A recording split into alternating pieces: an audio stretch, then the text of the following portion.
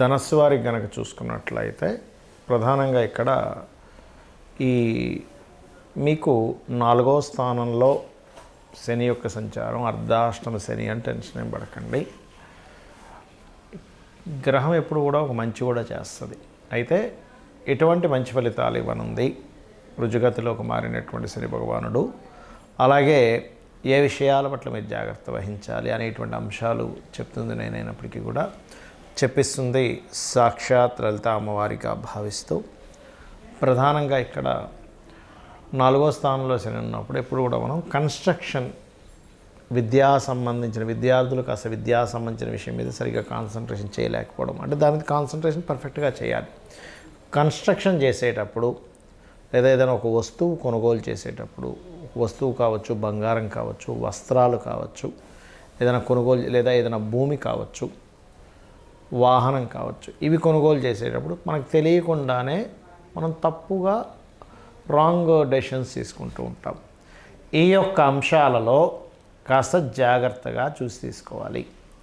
అలాగే అర్ధాష్టమ శని ఈ ధనస్సు వారికి వివాహ యోగాన్ని కూడా ఇస్తుంది, గుర్తుపెట్టుకోండి. చాలామంది తెలియక వివాహాలు అవ్వవేమో, సంతానం కలగదేమో అనుకుంటారు. కాదు, అర్ధాష్టమ అష్టమ ఏలినాటి శనిలే చేస్తాయి ఇవన్నీ. ఎందుకంటే అక్కడి నుంచే మనకి శ్రమ అనేటువంటిది ఉంటుంది.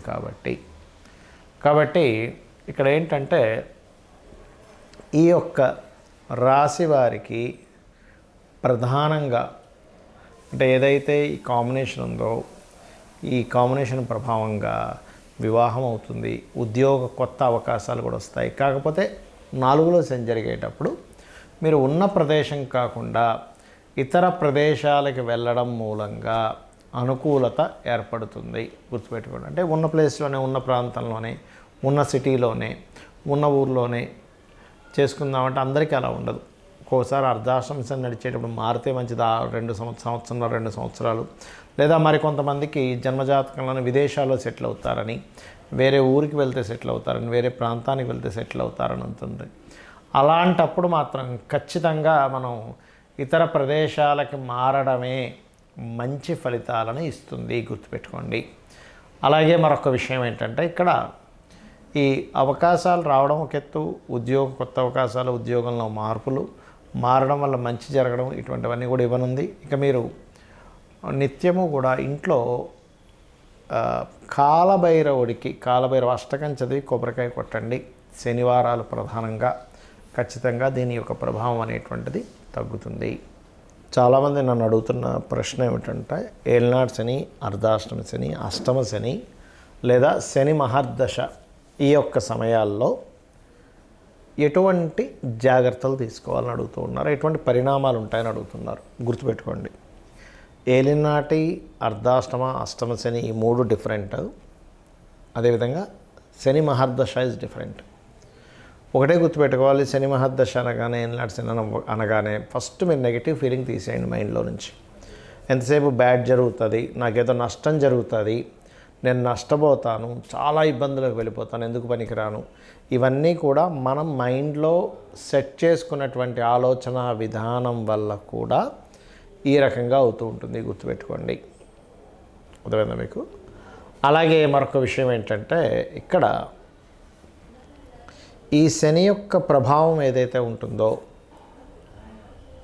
అతి ముఖ్యంగా ఏలినాటి శని నడుస్తుంది అనుకుందాం, 12వ స్థానంలో ఉంది, లేదా రాశిలో సంచరిస్తున్నాడు, లేదా మనకి ధనస్థానంలో సంచరిస్తున్నాడు. ఇప్పుడు ప్రజెంట్ మేషం వారికి 12లో సంచరిస్తున్నాడు. అంటే ఏంటి, మేషరాశి వారు ఇన్వెస్ట్మెంట్స్ విషయంలో చూసుకొని ఇన్వెస్ట్మెంట్ చేయాలి, ఇది ప్రధానంగా. ఇక మీనం వారికి రాశిలో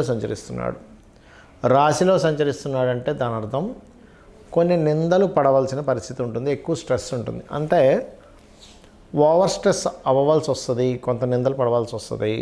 ఇప్పుడు టైం అలా ఉంది అని చక్కగా మీరు దానికి సంబంధించిన నింద పడతామనుకునే విషయాల్లో జాగ్రత్తగా ఉండాలి. ఇంకొంతమందికి ఇప్పుడే స్టార్ట్ అవుద్ది ఏలినాటి శని, అదెవరికి అని చెప్పి తీసుకున్నట్లయితే అది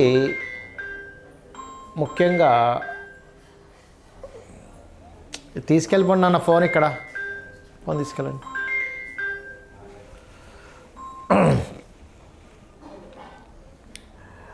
మరి కొంతమందికి రీసెంట్గా స్టార్ట్ అవుతుంటుంది, అదే 12లో ఉండడం. ఇంకొంతమందికి రాశి అని చెప్పుకున్నాం. ఇంకొంతమందికి ధనస్థానంలో ఉంటుంది. ధనస్థానంలో శని భగవానుడు ఉన్నాడు అంటే దాని అర్థం ధన విషయాల్లోని కుటుంబ సంబంధించిన విషయాలు. ఇది కుంభం వారికి ఉంది ప్రజెంట్. ధనస్థానాలు అంటే ఎండింగ్ స్టేజ్లో ఉంది. ఇంకో సంవత్సరంలో కుంభం వారికి అయిపోతుంది. అంటే ఎప్పుడైనా ధనస్థానంలో ఉన్నప్పుడు కుటుంబ ధన వ్యవహారాల విషయంలో డిస్టర్బెన్స్ వస్తాయి. ఆ సమయంలో ఆ యొక్క విషయాల్లో జాగ్రత్తగా ఉండాలి. ఇక అదేవిధంగా అర్ధాష్టమ శని అంటారు. అంటే చంద్రరాశి నుంచి 4వ స్థానంలో, అది ఇప్పుడు ప్రజెంట్ ధనస్సు వారికి నడుస్తుంది. ధనస్సు వారికి అర్ధాష్టమ శని నడిచేటప్పుడు మీరు ఏదైనా ప్రాపర్టీ కానీ వాహనం కానీ గృహం కానీ కొనుగోలు చేసేటప్పుడు ప్రధానంగా ఈ యొక్క విషయాల్లో జాగ్రత్త వహించాలి. ఇక అష్టమ శని సింహరాశి వారికి నడుస్తుంది.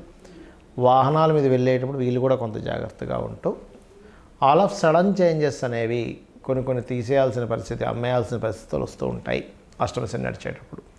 అంటే దీని అర్థం ఏమిటి?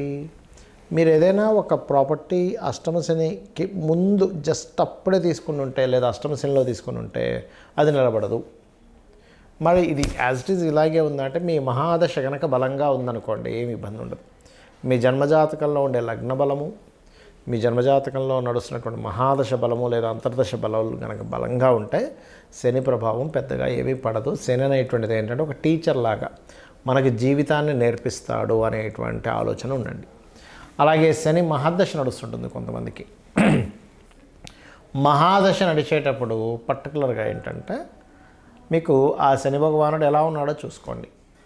అంటే అతను ఉచ్చ స్థానంలో ఉన్నాడా, నీచ స్థానంలో ఉన్నాడా, పాపగ్రహాలతో కలిసి ఉన్నాడా, పాపకర్తెరలో ఉన్నాడా, శుభగ్రహాలతో కలిసి ఉన్నాడా, శుభకర్తెరలో ఉన్నాడా, అతని రాసుల్లో అంటే శని యొక్క రాసుల్లో మకర కుంభ రాసుల్లో మరి ఏ గ్రహాల యొక్క సంబంధం కలిగి ఉంది, వీటన్నిటినీ తీసుకొని మనకి పరాశర మహర్షి చెప్పినట్టుగా ఆత్మ సంబంధినో ఏచ ఏ నిజధార్మిణ దశాంతర్దశాశ్వేవ దిశంతి స్వదశాఫలం అంటాడు.